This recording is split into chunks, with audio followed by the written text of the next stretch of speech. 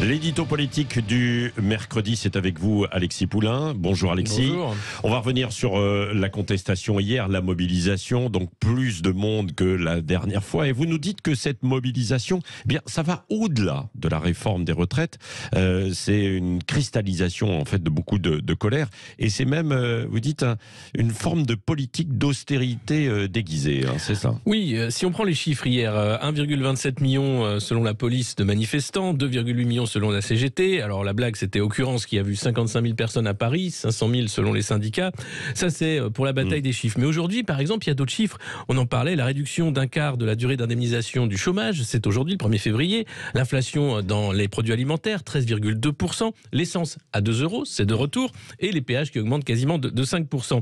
Et il faut comprendre pourquoi il y a un rejet massif de cette réforme des retraites. Les Français ont l'impression qu'on leur grignote à la fois le droit de vivre, le pouvoir d'achat, et ça commence à bien faire. Il y a bien sûr un déficit de 12 milliards par an, c'est ce que disait le patron du comité d'orientation des retraites à l'Assemblée nationale. Mais quand on regarde en fait pourquoi il y a cette loi de réforme des retraites, c'est effectivement une politique d'austérité déguisée. L'idée est de contenir la hausse de la dépense publique à 0,6% par an. Et c'est écrit noir sur blanc dans le projet de loi, il faut participer à la maîtrise des dépenses publiques avec cette loi de réforme de l'assurance chômage et des retraites.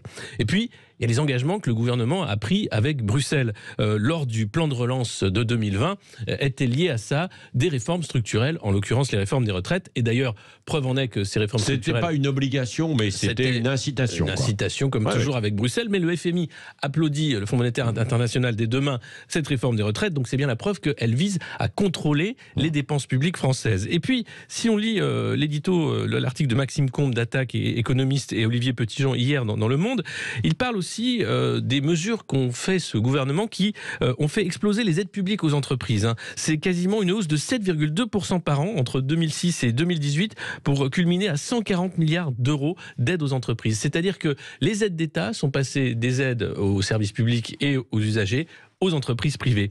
Et ça, il y a par exemple la suppression de la cotisation sur la valeur ajoutée des entreprises, c'est 8 milliards d'euros. Donc si on regarde le déficit de 12 milliards, on peut le combler. Et puis, si on regarde la dégradation des finances publiques, puisque c'est là le problème d'une politique d'austérité, il faut voir que depuis 20 ans, il y a de plus en plus d'aides au secteur privé et une baisse continue des recettes. Et quand on lit l'interview de Bruno Le Maire, ministre du Budget, lui parle de contrôler les dépenses, il parle jamais d'éventuellement aller chercher des nouvelles recettes, d'aller chercher l'argent. Et puis pour finir, avec un chiffre astronomique, les aides aux entreprises ont bondi de 50% pendant la crise du Covid, puisqu'on leur a demandé de fermer, et c'était exceptionnel. Là, c'était 207 milliards d'euros en 2021 d'aide aux entreprises. Donc on voit bien qu'il y a de l'argent, et c'est ce qui fait que les Français ne comprennent pas que ce serait eux qui devraient avoir tout l'effort sur leurs épaules pour sauver les finances publiques qui sont quand même dans le rouge depuis très longtemps. On parle quasiment de 3 000 milliards de dettes pour l'État français. Merci Alexis Poulain.